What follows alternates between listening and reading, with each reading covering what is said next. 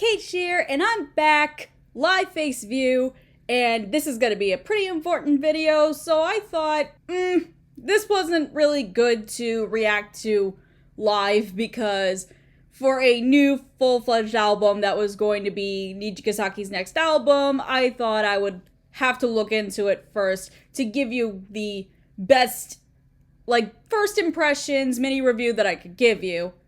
So, here we are. This is just me rambling about, I guess, what my first impressions are about the first impressions we're going to get from this album that's going to drop on October 4th. I believe it's the 4th. I had planned on actually recording this video last night because I was listening to the album preview yesterday, and there were a lot of things about this album that I noticed that were kind of out of place for Nijigasaki as far as their branding and how Love Live usually does these preview videos are concerned. At the end of the night, one thing I had noticed, which is a note that I actually kept, is that listening to this preview album was tiring. And that's not something I usually say in regards to music listening experiences, because why should listening to music be tiring? It shouldn't be, right?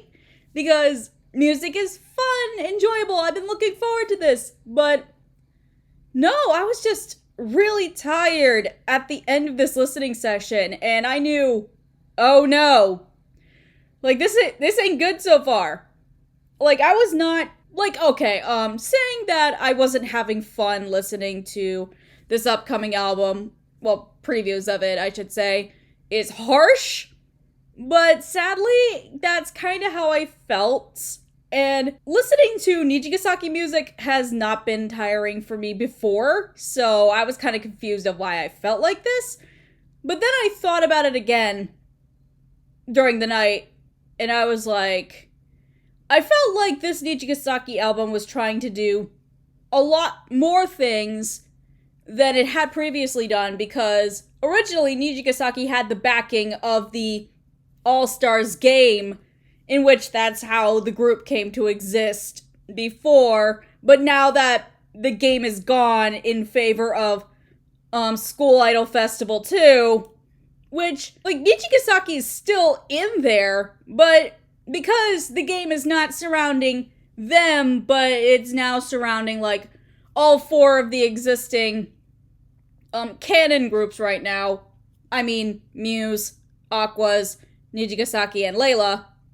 Hasuno Sora is, its completely own brand as far as my understanding lies, so that's why Hasuno Sora is not in the game. But because Nijigasaki is now not the center of the Love Live franchise at the moment, the franchise basically had to revamp how they're gonna promote this group now that they don't have the game to back up why their songs sound like that they do. And unfortunately, because I had been thinking about this all night, that's why I didn't record last night, now I have this entire morning to explain why I don't think this album is going to work in Nijagasaki's favor the way that, Muse, Aquas, and I would argue even Layla. Actually, why am I arguing in Layla even though they do, solo stuff? But I digress. Nijigasaki obviously does not fit the typical Love Live group mold, best to my understanding. So, because the purpose of Nijigasaki, for those who remember, is that every member of the group is a solo idol, and they're in this idol club to basically progress their solo identity. And with that being said, this album kinda does that still, but at the same time, you can completely tell that they were trying to make the girls fit into one or one and a half concepts into one album. Kind of like what they were doing with Hasuno Sora, or Layla, I should say. And it doesn't work. most of the songs, I'm afraid to say, like, I mean, they're still good by themselves, but after realizing, wait, they're all trying to fit, like, some sort of, like, concept here, like, if you looked at, the Nijigasaki latest album cover to, promote this whole thing, you could kind of tell that all the costumes looked very samey, and it's like they're trying to match the identity of the idol themselves, or each of the members, I should say, but it's like they're trying to do this, like, not even Victorian, but like, I don't know, Sherlock Holmes inspired type, like, cafe sort of thing. That's what I got at. And I was like, yeah, it's cute. Like, I can imagine a couple of the Nijigasaki girls pulling that off, but, like, not everyone would be able to pull that off, I don't think. And there were definitely a couple of idols that did not fit the mold, so to speak. So yeah, my first impressions of this album were not great, to say the least. And there's also another reason for this. So, you know how usually for Love Live song previews, they would play a song for at least a minute and a half. And that minute and a half would consist of the intro, a first verse, and then part of the chorus or something like, or like pre-chorus or something like that. They don't do that. At least for the solo songs. They do it for the group song, which is called Fly With You. That's what the album is called. But for the girls' solo songs, I guess it makes sense because there's 12 of them, and it's going to be a lot for this one album altogether, and they probably didn't want to, like, take up too much time. But for the solos themselves, they play the chorus, which is about 40 to a minute long. Yes, even though, like, chorus spoilers are almost sort of becoming the new thing now in music, but for these choruses, like, the majority of them, like, did nothing for me. I was like, there's something missing in each and every one of them. That's why, like, they gave you, like, a full minute and a half preview of the songs, because they tell you, okay, this is what the song is gonna be. Like, I know you have to listen to the full thing in order to get the full experience, which is what I do, and it's great every single time.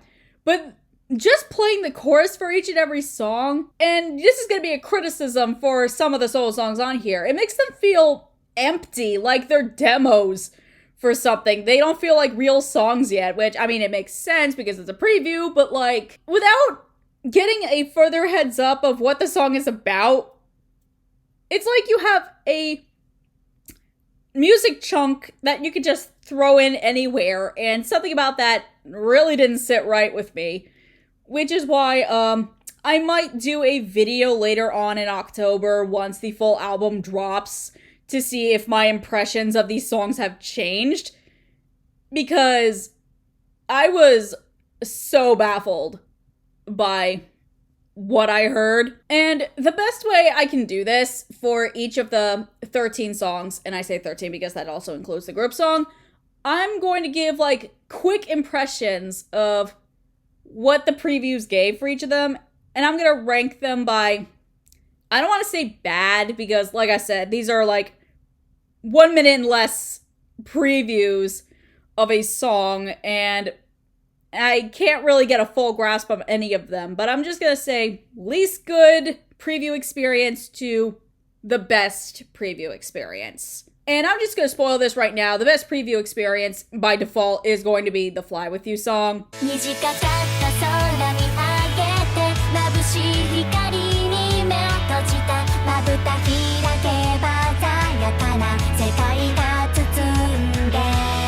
Might as well get this out of the way now. It really gave an evolution of what Nijigasaki could do outside their brand. Like, I think the girls, like, this song is the antithesis, I think, for why the concept they were going for could have worked, because all of their voices fit so well. And at first I thought, I was like, why does this sound like an inspirational sports anime opening?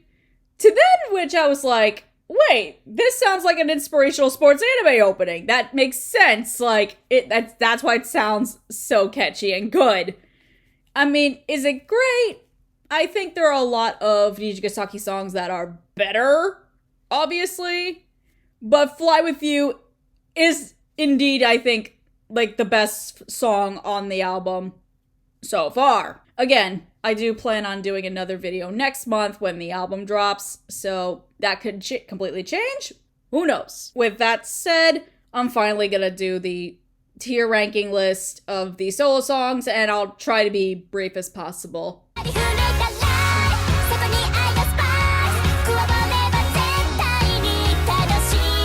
Okay, I didn't think I was going to say this about an Ai Miyashita song at all, but why is she yelling? Or, I mean, I know this is just how Ai sounds, but through the chorus, she sounds like she's just screaming the lyrics. And I'm just like, how did we go from her having this catchy, like, full of life performance because Ai is the, like, energetic one to get, like, the crowd going, to we have an instrumental and she's just gonna sing the lyrics the whole time. Like, it doesn't feel like this song was up to her full potential. Like, and I would even argue that all four, or five, at least the OG members, I think they have 5 solo songs? Yeah, 5 solo songs now? Like, I would argue that all 5 of her past solo songs are better than this, based on what I heard from the preview, and I don't believe that is a good thing.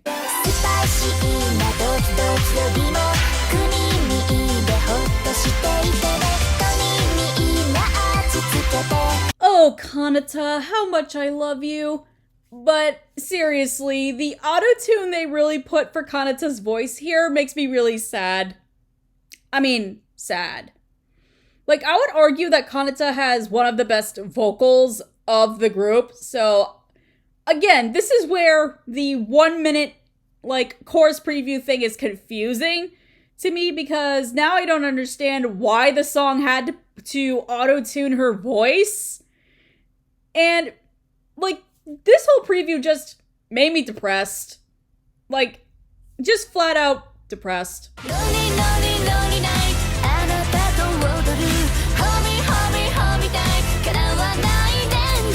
Again, the preview thing for Corinne now, it's that I felt like for this chorus, there was a build-up that we missed from the first verse that led to how the chorus sounds like how it does. Because this is, out of all the songs here, at least for the previews, this one felt the most empty, like utterly empty to me. Like, this chorus was just meant for some other song, but then they threw it here. Again, because of how these previews are done, it just feels so confusing to me. And I love Corinne, so I'm looking forward to how the rest of her song sounds, but as far as this preview went, it's like you're hungry and you're going to the fridge to find something for lunch, and the only thing you can find is just a bag of cheese. That's how this song felt to me, at least for the moment. Come on, come on, come on, hands up. Come on, come on, come on, hands up.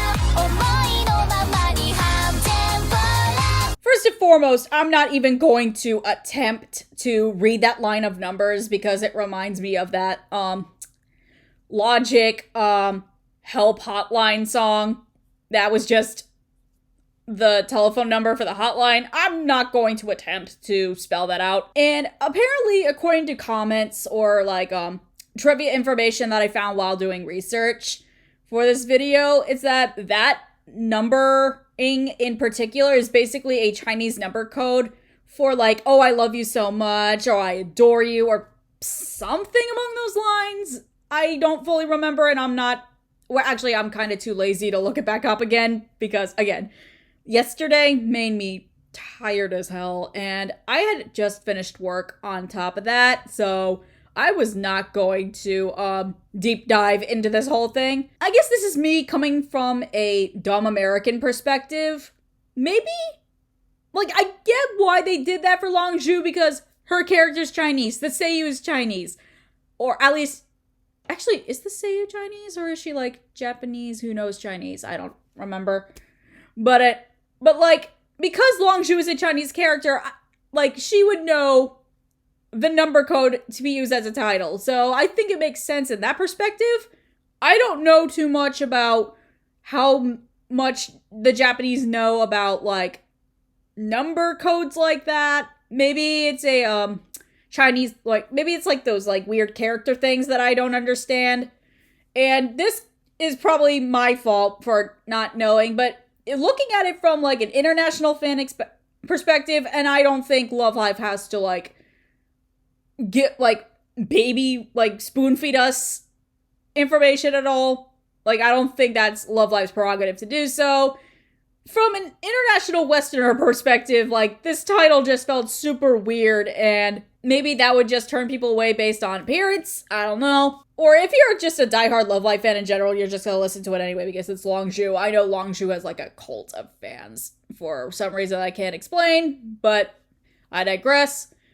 As far as the song sounds, at least from the preview of the song sounds itself, it just sounds like a pulled back, chilled out version of Utopia, which was Longzhu's solo song from the second season of Love Live Nijigasaki anime.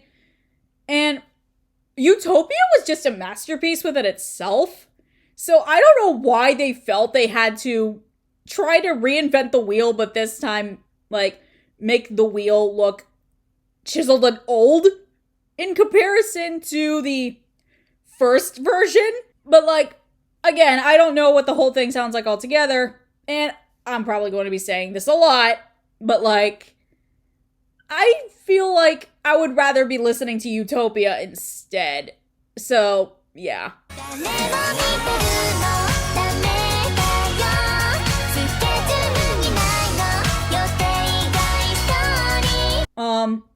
It's a typical Ayumu song. I think it's fine. At least as far as choruses are concerned. Like, Ayumu as a character is very simple in my eyes. Like, there are a couple of Ayumu songs I really do like because it's her. She's a more, like, chillaxed, like, girl next door type of girl. So I'm not expecting her to do anything like Breaking the System. Like, Breaking the System was, like, a complete anomaly. But it's a good anomaly because it just proves that she does have, like, a conceptual range. I kind of wished it was more breaking the mold like that, but Walking Dream, it's just fine. Altogether, I think it's just fine.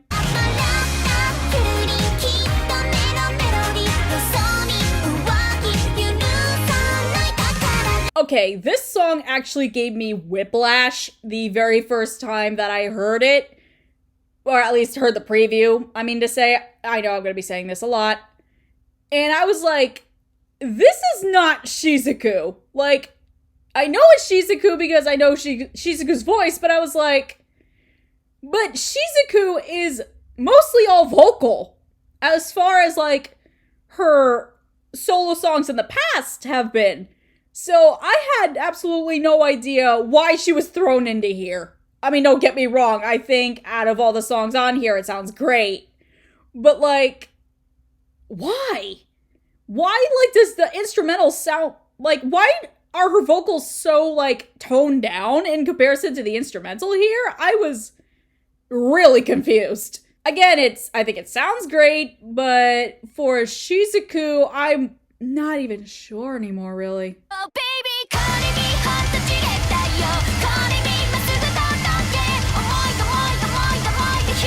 okay, I just want to go to the pros first because I don't want to sound like a hater as far as the new Seiyu for Setsuna is concerned. I think for Coco's first attempt at pulling the rock concept that is Cherry Bomb, I think she did a pretty decent job. Like, I could hear Setsuna still in the song. So I don't think this is Coco's fault. However, as far as cons go, I mean, despite the song sounding great, and I think I'm still gonna listen to it anyway because I'm such a, like, sucker or simp for Setsuna as a character. I know Tomori would have done this concept better. Because Cherry Bomb is basically like, I don't even, like, you know how people say that Dive is basically just a Chase rehash? Well, I feel like Cherry Bomb is a very toned down version of both of those songs. Like, I'm just gonna flat out say it. The Cherry Bomb sounds like a NCT reject. And I cannot believe this is gonna be like a criticism I'm gonna be using for the rest of my life because of how much I hate NCT music. But yeah, I think because it's bombastic and loud, that Tomori is known for, in her Setsuna character, to be like this, I am here, I am the idol, like, type of person. And Tomori pulled her off so well, I think it's kind of hard to replicate. So, in the case of Coco, I know she's trying. So, I do not hate her for trying to fill in shoes that are probably a little too big for her in that case.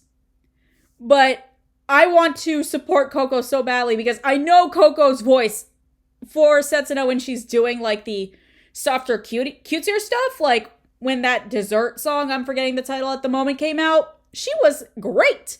I loved her voice in that. For this, though, I kind of wish she hadn't, and I'm giving 1,000 apologies to Coco for this critique, really. You're my love, can't stop this feeling. You're my love, I can't contain it. Seen through my eyes, you make me so high. Oh, I have such mixed feelings about this. So, song in general, I think it's going to sound great.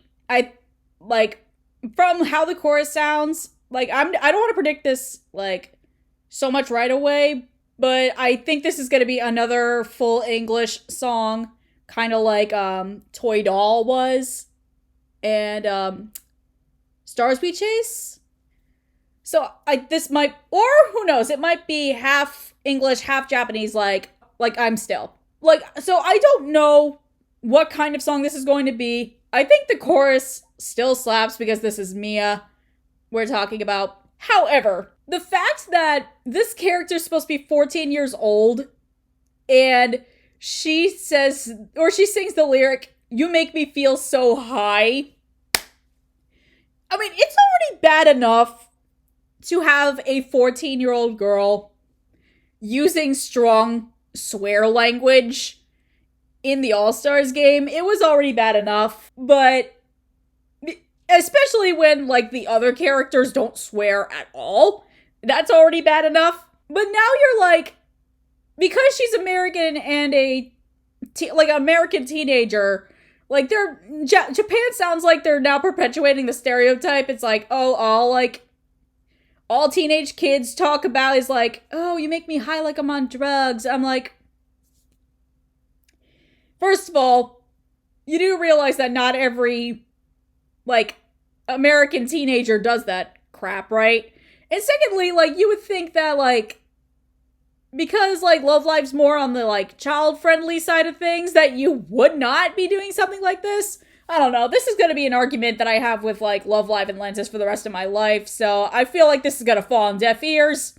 I mean, I'm just one, like, Western fan, so I don't think they care anyway, but maybe for the rest of the Love Live community, it's going to fall on deaf ears anyway, because they basically gobble up everything that Love Live does. Anyway, let's move on before my head starts to hurt. They ask you how you are, and you just have to say that you're fine when you're not really fine, but you just can't get into it because they would never understand.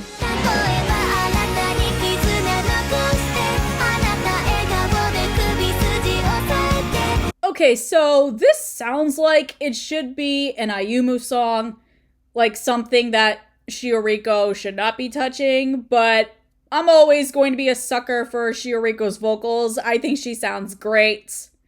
And I'm probably going to listen to this song just because of her singing by itself.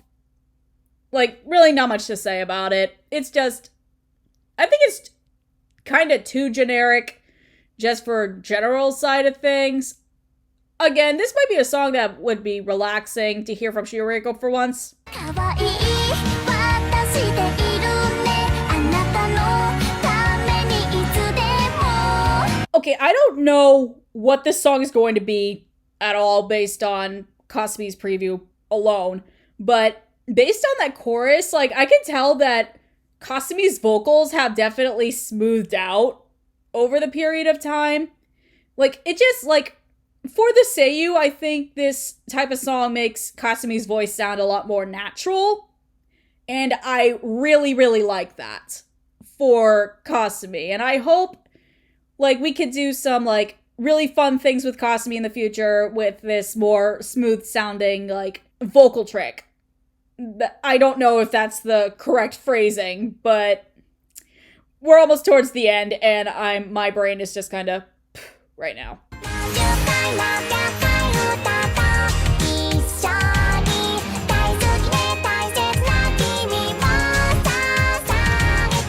Okay, with this chorus preview by Rina herself, I think I'm pretty much set for the next 80 years of my life. Because this was everything. Like, add Hatsune Miku to the mix, like how they added Miku to a Aqua's song, which, by the way, slaps real hard. Like, Rina Tenoji would be set for life. We need, like, Vocaloids, or more Vocaloids to, you know, like, enter the world of Rina Tenoji, because this song would have been absolutely perfect for that. Like, can we add Vocaloids to feature in her songs, please? That would be great. あなたに見たい恋をしている私はサンフラワー So, am I saying that Sunflower in Love by Emma is going to be the best song, or at least solo song from this album? I think so, yes.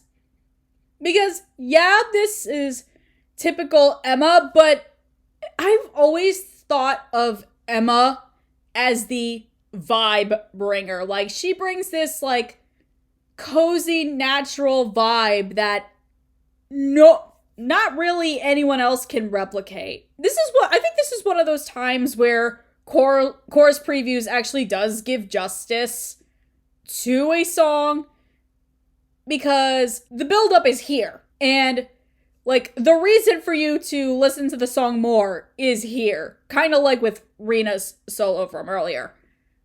Like, Emma always, like, brings what people want.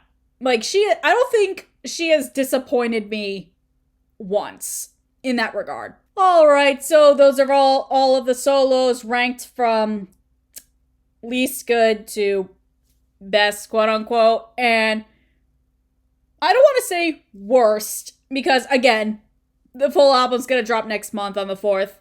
We don't know much about what these songs are gonna be in full yet. I think with the more better songs that we got towards the end of this video, I have an idea of what they might be and how good they might be, but who knows? A song could pull a trick on me in the future.